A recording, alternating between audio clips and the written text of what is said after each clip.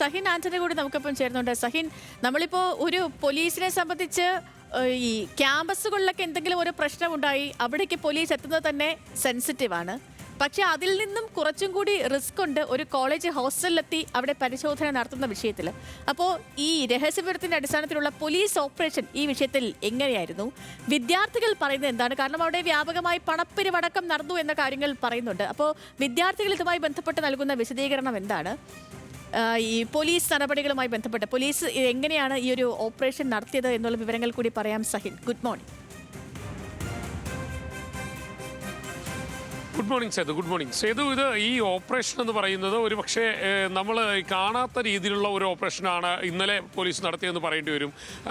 അതിലേക്ക് പോലീസിനെ നയിച്ച കുറച്ച് കാര്യങ്ങളുണ്ട്. അതാണ് ആദ്യം പറയേണ്ടത്. കാരണം ഈ ഇന്ന് ഹോളി ആഘോഷം ഈ പറയുന്ന ഹോസ്റ്റലിൽ, ഈ പോളിടെക്നിക്കിൻ്റെ മെൻസ് ഹോസ്റ്റലിൽ നടത്താൻ തീരുമാനിച്ചിരുന്നു.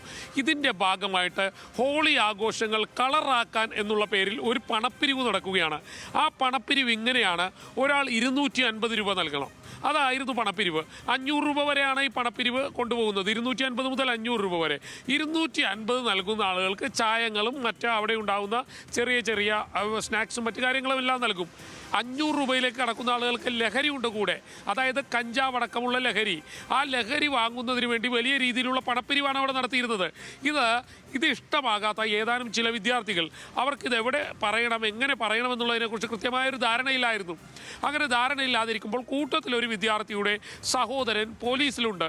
ആ സഹോദരനോട് ഈ കാര്യം പറയുകയാണ്: ഇങ്ങനെ ഞങ്ങളുടെ ഹോസ്റ്റലിൽ ഒരു പണപ്പിരിവ് നടക്കുകയാണ്, കഞ്ചാവ് വാങ്ങുന്നതിന് വേണ്ടി പണപ്പിരിവ്, ഞങ്ങൾ ഈ ഹോളി അടിച്ച് പൊളിക്കാൻ തീരുമാനിച്ചിരിക്കുകയാണ്.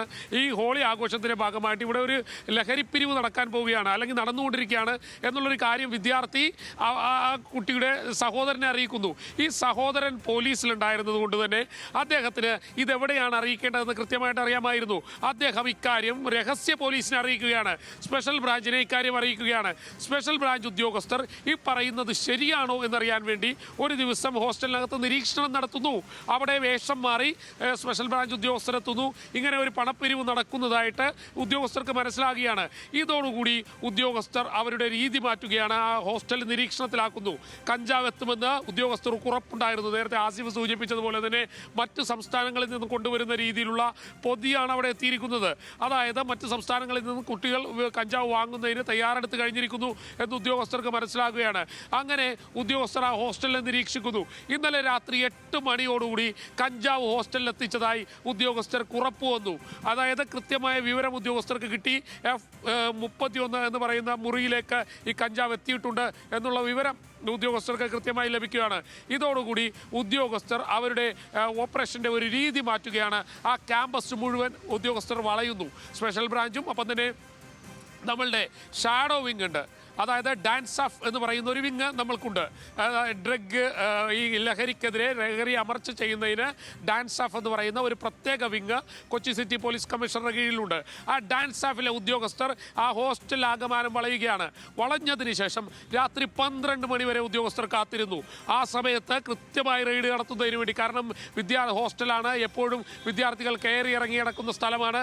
അതുകൊണ്ട് തന്നെ പ്രശ്നങ്ങളൊന്നും ഉണ്ടാകാതിരിക്കണമെങ്കിൽ, അല്ലെങ്കിൽ ഈ കഞ്ചാവ് മാറ്റാതിരിക്കണമെങ്കിൽ ഇവരെല്ലാവരും മുറിയടച്ച് ആ മുറിക്കകത്ത് കയറണമെന്നുള്ള ഒരു ഉറപ്പ് ഈ ഉദ്യോഗസ്ഥർക്കുണ്ടായിരുന്നു. അതിനുവേണ്ടി ഉദ്യോഗസ്ഥർ കാത്തിരുന്നു. ഒടുവിൽ ഈ കുട്ടികളെല്ലാവരും മുറിയടക്കുന്ന ഒരു സമയമെത്തിയപ്പോൾ 12 മണിയോടുകൂടി ഉദ്യോഗസ്ഥർ അവരുടെ ഓപ്പറേഷൻ ആരംഭിച്ചു, അല്ലെങ്കിൽ പോലീസ് അവരുടെ ഓപ്പറേഷൻ ആരംഭിക്കുകയാണ്. ആ 12 മണിക്ക് ഉദ്യോഗസ്ഥർ ആ ഹോസ്റ്റലിനകത്ത് കയറുന്നു, ഓരോ മുറികളായി പരിശോധിക്കുന്നു. ഒരു മുറിയിൽ നിന്നും ആരും പുറത്തേക്ക് പോകാതിരിക്കാൻ വേണ്ടി കൃത്യമായി തന്നെ നിരീക്ഷണം ശക്തമാക്കുന്നു. അതീവ രഹസ്യമായി പരിശോധന നടക്കുന്നു. ആ പരിശോധന 4 മണി വരെ നീണ്ടു നിന്നു.